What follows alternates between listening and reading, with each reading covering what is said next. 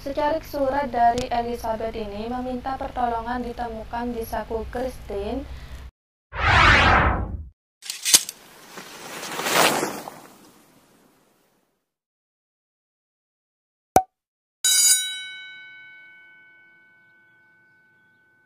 Assalamualaikum warahmatullahi wabarakatuh. Hai semuanya, terima kasih buat kalian sudah klik video ini. Bagaimana kabar kalian semua? Semoga masih dalam keadaan sehat, amin.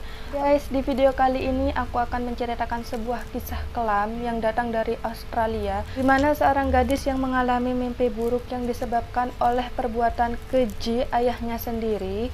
Gadis malang itu disekap di ruang bawah tanah selama 24 tahun lamanya. Selama disekap, sang ayah telah memperkosanya lebih dari 3.000 kali.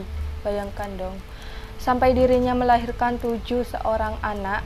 Ini tuh ada filmnya juga, judulnya itu Girl in the Basement. Ini tuh persis banget sama cerita ini. Jika kalian penasaran, yuk langsung saja ke ceritanya.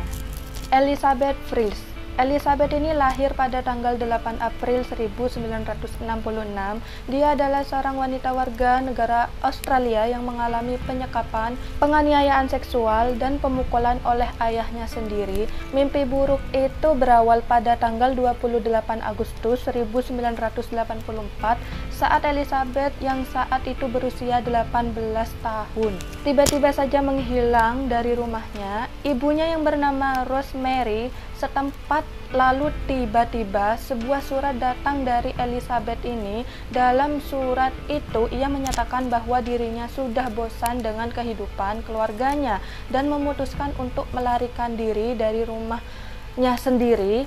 Padahal Elizabeth ini dibawa di rumah bawah tanah oleh sang ayahnya sendiri dengan cara dibius dan dibergol. Ayah Elizabeth ini yang bernama Joseph Frills mengatakan kepada polisi yang datang ke rumah mereka bahwa ia tidak tahu kemana Elizabeth pergi. Ia juga menduga bahwa Elizabeth telah bergabung dengan sebuah sekte keagamaan. Tapi kenyataan yang sebenarnya adalah sang ayah telah menyekap putrinya di ruang bawah tanah yang berada di bawah 20 kaki di dalam rumah tempat mereka tinggal. Elizabeth disekap selama 24 tahun sejak 1984 hingga 2008. Kalau tahun 1984 aku belum lahir, tapi kalau 2008 itu aku sudah kelas SD, sekolah dasar. Oke, lanjut. Polisi Australia menyatakan bahwa penyekapan itu dilakukan di dalam sebuah gudang bawah tanah yang tanpa suara yang terletak membentang di bawah rumah dan kebun keluarga itu di desa dekat kota Amsterdam di negara bagian Australia Hilir selama 24 tahun, di mana Elizabeth melahirkan 7 orang anak-anak dari hasil pemerkosaan oleh ayahnya sendiri, sampai melahirkan 7 seorang anak dari ayah kandung sendiri. Ini udah stres banget sih ayahnya. Pada bulan September 1984, sebuah surat tulisan tangan Elizabeth pun tiba. Dia meminta orang tuanya agar berhenti untuk mencarinya. Pada sekitar tahun 1988 atau 1989, Christine lahir sebagai putri pertama dari 7 anak-anak Elizabeth, diikuti dengan Stephen setahun kemudian. Pada bulan Mei 1993, bayi yang berumur 9 bulan yang bernama Lisa ditinggalkan di tempat rumah keluarga itu dengan secarik catatan dari Elizabeth yang meminta agar anak tersebut diurus oleh keluarganya Elizabeth. Pada bulan Desember 1994, bayi lainnya yang bernama Monica juga muncul di rumah itu. Orang tua Elizabeth menjadi pengadopsi anak-anak tersebut. Anak-anak dari seorang ayah yang dimana ibunya adalah anak kandungnya sendiri. Menurut surat kabar dari Jerman yang bernama Bild, Elizabeth ini sempat berhasil lolos dari ruang bawah tanah itu pada tanggal 24 Desember 1994, namun berhasil ditemukan oleh Joseph.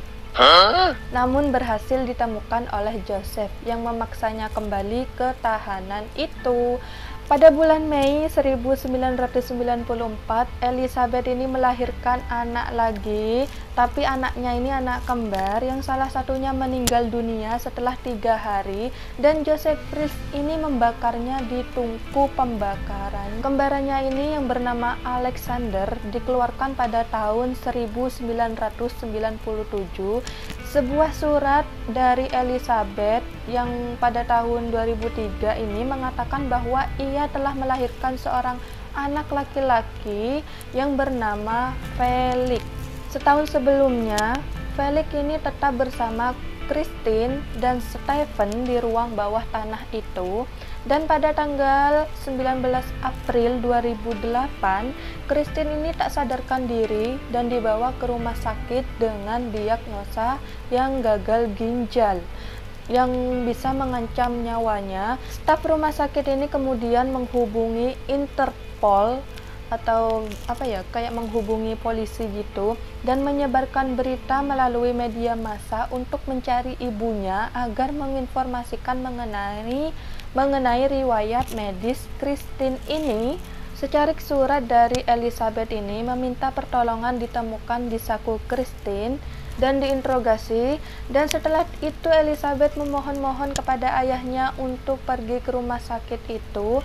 Tapi Joseph Fries ini kemudian melepaskan Elizabeth dari sekapannya bersama kedua putranya yang bernama Stephen dan Felix, dan Elizabeth ini pun mengatakan bahwa Elizabeth ini memutuskan kembali pulang setelah pergi selama 24 tahun di sekapan ayahnya sendiri. Pada tanggal 26 April 2008, Elizabeth dan ayahnya pergi ke rumah sakit di mana Christine dirawat di rumah sakit itu. Sebuah telepon anonim menginformasikan keberadaan mereka yang menggerakkan polisi untuk menyergap ayah dan ibunya di depan gedung rumah sakit tersebut. Keduanya itu dibawa ke kantor polisi untuk diinterogasi. Elizabeth ini tidak memberitahukan apa-apa kepada polisi lebih rinci hingga mereka meyakinkan bahwa ia tidak akan dipaksa bertemu ayahnya lagi.